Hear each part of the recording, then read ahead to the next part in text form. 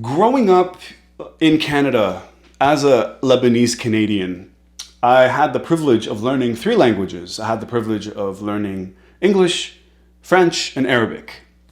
And I always struggled with the concept of Arabic in particular because that's not one of Canada's official languages.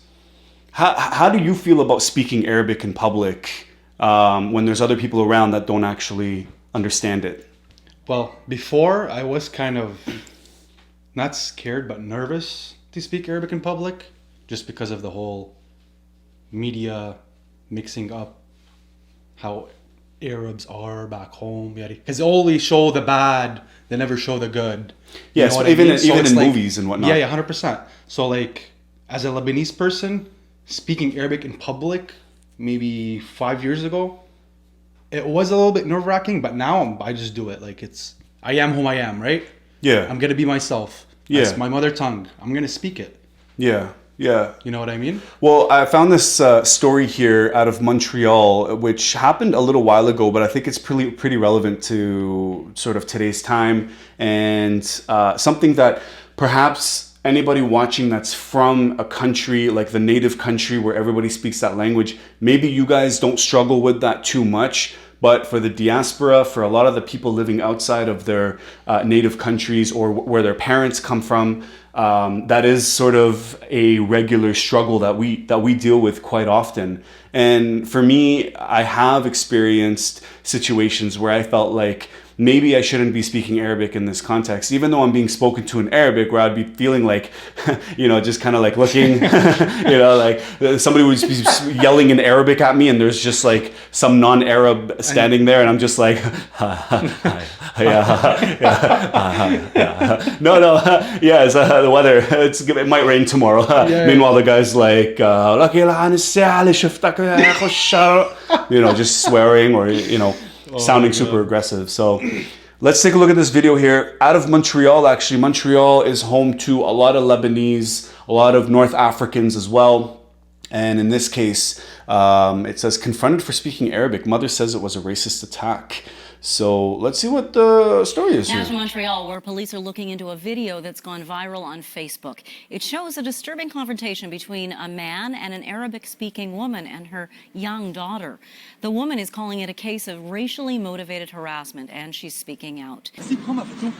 The man in the video is aggressive, shouting at the woman and her 2.5-year-old daughter, while the woman's friend films.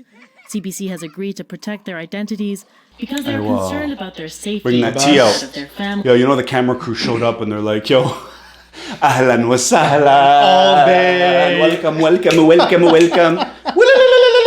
They're like, yo, tea, biscuits, croissants. What do you need? Everything. Cinnamon. Full rotisserie. Is that a chicken? That's a full rotisserie chicken sitting right there? No, What bro, is that? it's those are the pastry- chocolate croissants. Pastries, bro. Those little chocolate croissants. Yeah. Okay. So if you go to Abi's house, you get a full rotisserie chicken, basically, if you go visit. Reach! So they got the tea ready. All right. Families. Today, Let's the go. mother says her daughter is still having a difficult time. Le mardi, elle a vraiment passé la nuit en pleurant. Yeah, the girl, it must have affected the girl. Non, méchant, monsieur. The incident happened in Ahunsik on Tuesday afternoon outside the child's daycare. The mother says the man first engaged them when he heard her speak Arabic. Il a commencé à allez-y chez vous, vous pensez chez vous, puis... I was just talking about that in another video. Go back to your country. Like, why? I can't deal with that line, man. I don't know how to deal with that, man. There's so many layers of wrong in somebody saying that. Go back to where you came from. Oh, I've heard that enough times, man. To you? To me. You've been told that? 1,000,000%. I think I've been told that once in my life. 3 times. 3 times? 3 times. I mean, you sit there and you're like, yo, what do you mean though? Like, you mean go back to Riverside Hospital where I was born in Ottawa? Literally, I'm like, buddy, I was born here just like you were. Like, you know what I mean? I'm a Canadian citizen. Like, do you want I'm me to- half Canadian, half Lebanese. Yeah, you were born here. Were you born here? Yes, I was. Yeah, you were. Where do you go? Where do you go? What do you mean, where do I go? No, but like somebody says it to you. Where do you go? Tell me to go back to my country. Go back to your country. Cat. Just like that, people. Done. Done. Anybody says that to you, just stand there and tell them, okay, as long as you do the same and we'll go together wherever it is that we're going. That's it. So you think you belong here? He said many things. Ya haram. I feel more bad for the little girl, to be honest. Of course, she has to go through that stuff.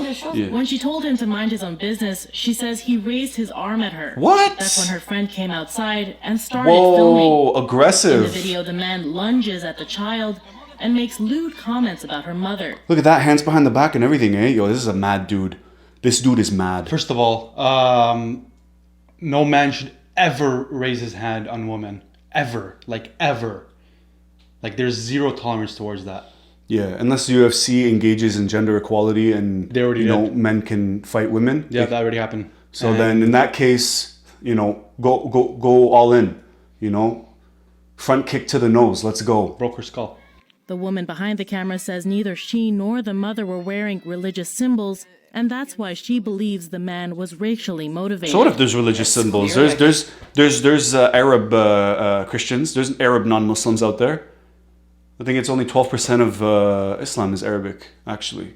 So I don't understand that correlation. Against our ethnicity, because he can't say if we are Christian, Jewish, or Muslims, but he clearly can say that we are from a different ethnic. The police say they are looking into the video and interviewing witnesses to determine whether a crime has been committed. Ariane Zarenkoub, CBC News, Montreal. And there you go, whether a crime has been committed, right? And that's what you wonder about. It's like, okay, a crime hasn't been committed, but look at the damage that it's done. And there's a social effect, a cultural effect that happened. There's an impact.